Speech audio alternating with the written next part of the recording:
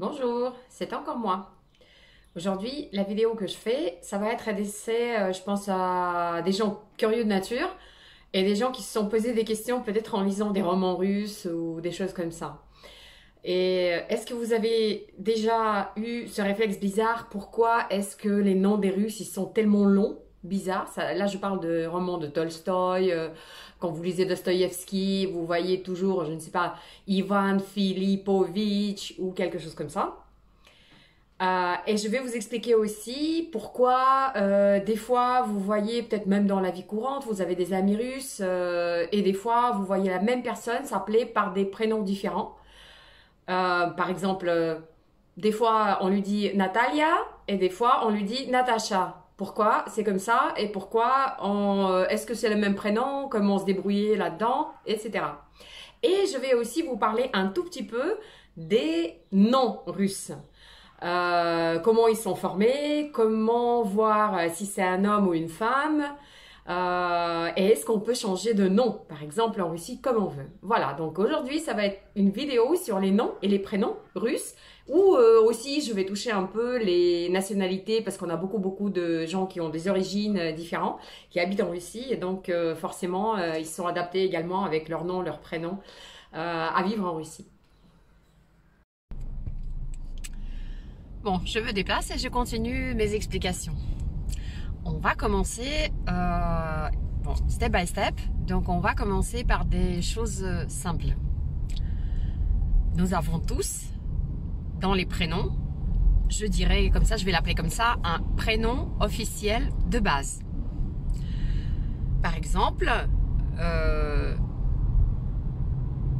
je vais prendre mon cas. Mon prénom officiel de base est Maria. Maria. En français, ça va être Marie ou Maria. Donc, Maria, c'est le prénom officiel de base. On va dire comme ça. Ensuite, pour la plupart des prénoms en Russie, en russe, pour les hommes aussi bien que pour les femmes,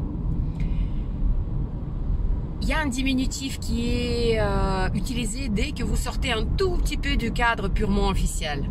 C'est pas spécialement un prénom que vous utilisez quand vous êtes vraiment copain ou ami, mais dès que vous sortez un petit peu de cadre officiel, vous pouvez déjà utiliser ce deuxième prénom. Et tout le monde connaît à chaque prénom de base, quel serait le prénom, on va dire, secondaire diminutif, le plus répandu. Donc, dans mon cas, mon prénom Maria, ça va être Masha, Masha, en français. Parce que, bon, les accents en français, vous les mettez toujours à la fin. Nous, chaque mot, ça va être différent, c'est un peu compliqué. Bon, on va pas rentrer là-dessus. Je vous donne d'autres exemples. Par exemple, Alexandre, ça va être Sacha, Sacha. Natalia, Natasha. Bon, il n'y a pas qu'avec deux chats. On va dire Yelena, Léana. Konstantin, Kostya. Et tout le monde sait que s'il y a un Kostya qui passe quelque part, ça veut dire que dans son passeport, c'est écrit Konstantin. Et il y a un troisième truc que tout le monde connaît et qui serait, on va dire, un troisième prénom le plus répandu secondaire, qui va être un prénom qui est utilisé, on va dire comme ça, soit par les enfants entre eux, quand vous êtes vraiment copains et tu cries à ton copain « et toi, viens ici et tu utilises ce prénom-là. Ça peut être aussi entre hommes, mais c'est de plus en plus rare.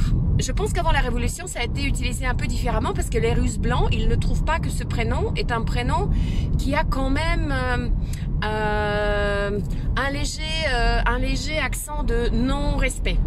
On va dire comme ça. Entre les enfants, c'est normal, mais après, c'est quand même un manque de respect. Et par exemple, vous avez quelque chose comme, bon, je commence par moi comme d'habitude, donc Maria, Masha, et le troisième, ça va être Mashka. Et vous avez sûrement connu peut-être des Russes qui viennent des descendances des Russes blancs immigrés après la Révolution. Pour eux, c'est normal. Quand vous dites Mishka, Mishka par exemple, ben en fait, Mishka, c'est qui? C'est Mikhail. C'est le prénom de base. Et Misha, le prénom, on va dire, diminutif normal actuel. Donc c'est vrai que c'est un petit peu difficile pour quelqu'un qui n'a pas l'habitude de se rendre compte que il y a Masha, c'est la même personne que Maria. Je comprends.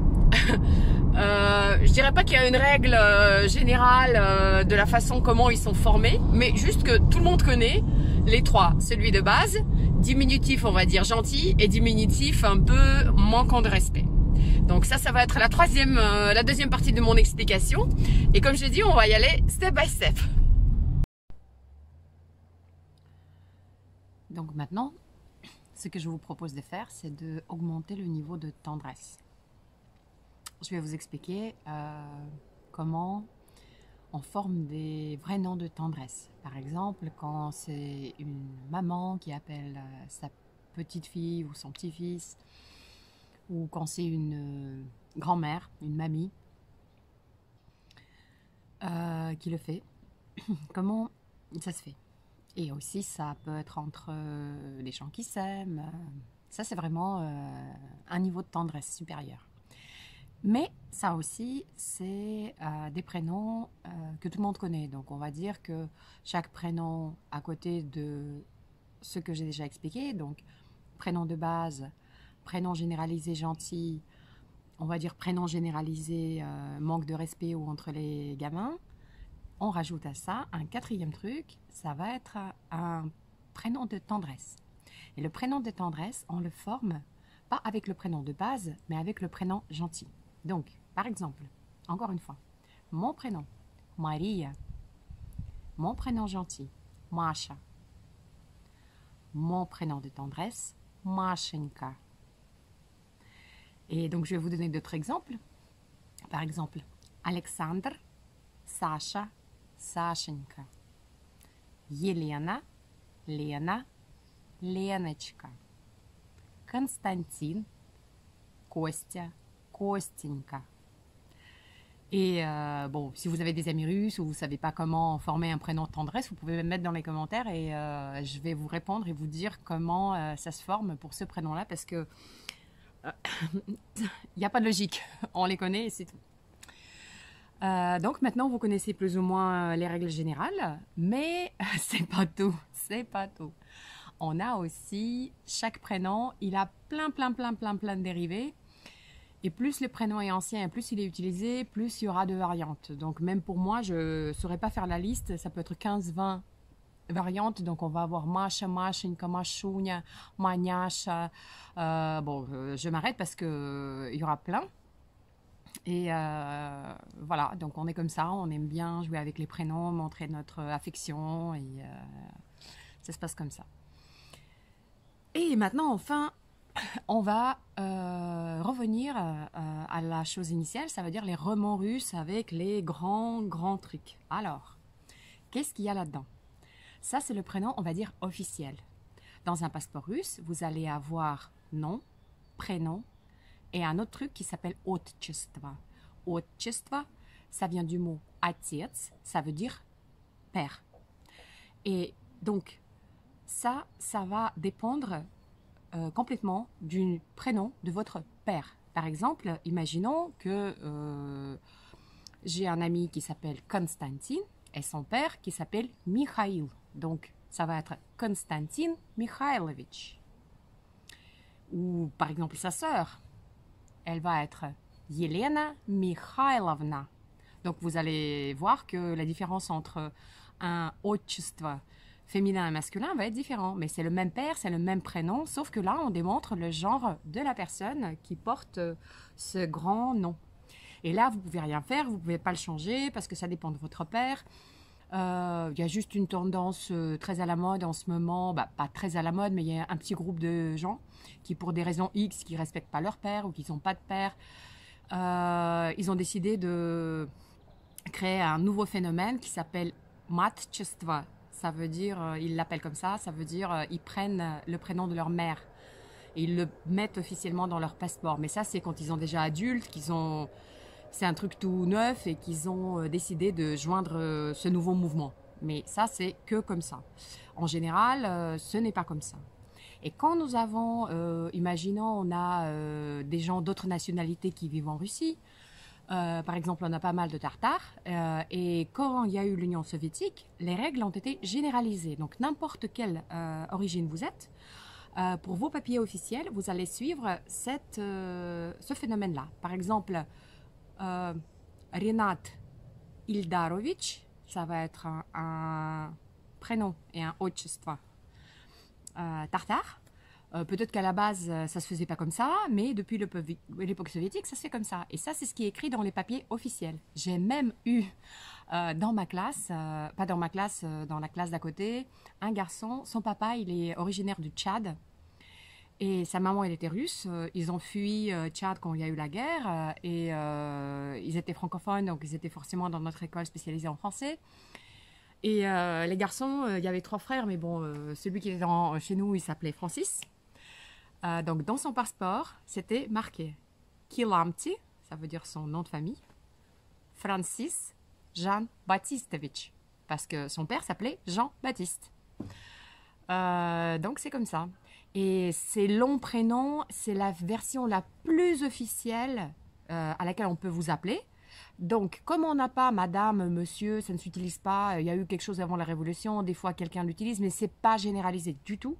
Donc, si vous allez vous adresser à votre professeur à l'école, à votre patron dans une organisation un peu officielle, c'est ça que vous allez utiliser. Ça veut dire, vous allez dire « Nikolai Petrovitch, dites-moi s'il vous plaît », etc., etc. Donc ça, c'est la partie qui concerne les prénoms. Et là, je pense que j'ai plus ou moins tout dit. Je sais que c'est long, mais excusez-nous, on est comme ça, les Russes.